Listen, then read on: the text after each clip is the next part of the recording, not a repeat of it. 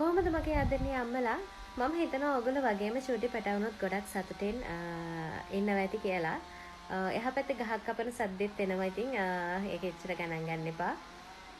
අද මම ඔයගොල්ලොත් එක්ක කතා කරන්න ලෑස්ති වෙලා තියෙන්නේ මේ දවස්වල මට ඇතුළු ගොඩාක් අම්මලාට තියෙන ප්‍රශ්නයක් වෙන මේ දාඩිය බිබිලි එහෙම නැත්නම් හීට් රෑෂ් කියන තත්ත්වය ගැන. මේ දවස්වල ගොඩක් රස්නේ හින්දා අපේ චූටි පැටවු ගොඩ දෙනකොට මේ තත්ත්වය බලපාලා තියෙනවා වගේම චූටි පැටව් අපහසුතාවයෙන් ඉන්න වෙලාවලුත් තියෙනවා මේ හීට් රෑෂ් තත්ත්වය නිසා. ඉතින් අපි කතා කරමු මේකට අපි කොහොමද උදව් කරන්නේ සහ මේක ඇති වෙන්නේ මොන හේතුව නිසාද කියන එක. හීට් රෑෂ් ඇති වෙන්නේ බබාලගේ හැමේ තියෙන දාඩිය නාලිකා બ્લોක් වෙන හින්දා දද වගේ රතු පාට වෙනවා බිබිලි වගේ තත්ත්වයක් ඇති වෙනවා. මේක තමයි හීට් රෑෂ් කියලා කියන්නේ. ඉතින් බබාලගේ හැම ගොඩක් සංවේදී හින්දා මේක ඉක්මනින් පැතිරෙන තත්ත්වයක් තියෙනවා. ඔයගොල්ලෝ දන්නවා. ඉතින් චූටි පැටවුට හරි සිනිඳු හැමන්නේ තියෙන අපිට වඩා ඔන්න ඕක තමයි හීට් රෑෂ් කියලා කියන්නේ.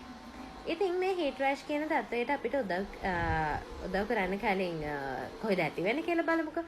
මේක ඔයගොල්ලෝ දන්නවා බෙල්ලේ. එතකොට ඔය හැම නැවෙන තැන්වල පිටිපස්සේ ඩයෆ්‍රෑම් ඒරියා එකේ ඔය අතේ වැලමිට ගාව වගේ තැන්වල තමයි ගොඩාක් වෙලාවට ඇති වෙන්නේ. අර නැමෙන නිසා එතන දාඩිය රැඳෙන හින්දා මේ වගේ තැන්වල වැඩිපුර මේ තත්ත්වය හටගන්න මේවා වෙලා තියෙනවා. ඉතින් බබාලා ගොඩක් අපහසුතාවයෙන් ඉන්න තත්ත්වයක් ඇති වෙනවා. මේක ගොඩාක් වැඩි වුණොත් එහෙම අපිට උනත් ඉතින් දාඩිය බිබිල දැම්මාම ඔය කසනවා වගේ එකක් තියෙනවනේ. ඉතින් චූටි බබාලටත් එහෙම තමයි.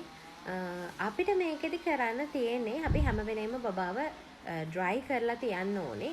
කූල් එන්වයරන්මන්ට් එකක බබාව තියන්න ඕනේ. සිසිල් පරිසරයක ෆෑන් එකක් දාලා හරි AC එකක් තියනවා නම් එහෙම දාලා හරි බබාව ගොඩක් සීතල පරිසරයක තියන්න ඕනේ. සහ දාඩිය දැම්මහම නිතර මේක පොඩක් තෙත මාත්තු කරලා දාඩිය මාත්තු කරලා ඒක අයින් කරන්න ඕනේ. මොකද කිරි බිව්වහම එම ගොඩක් දාඩිය දානානේ.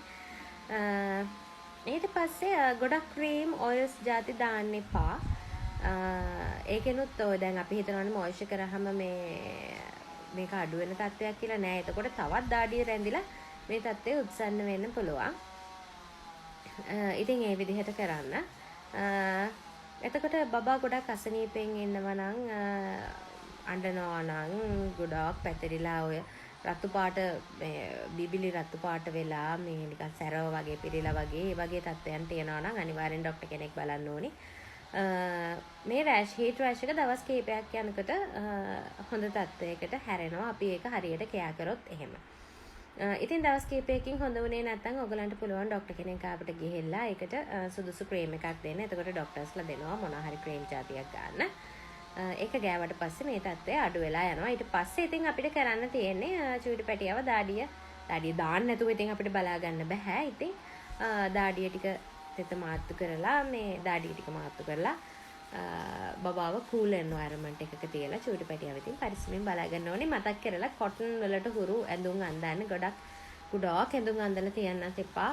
මේ එතකොටත් අමාරුයිනේ. දැන් අපිට උනත් ගොඩාක් ඇඳුම් ඇඳලා ඉන්නකොට මේ වගේ රස්නේ දවස්වල අමාරු නිසා බබාට පහසු විදිහට තියන්න. ඉතින් හීට් රෑෂ් ගැන ওই ටික තමයි ඔයගලන්ට කියන්න තියෙන්නේ. මේ වගේ ලස්සන වීඩියෝ එකකින් අපි ඉක්මනටම හම්බ වෙමු.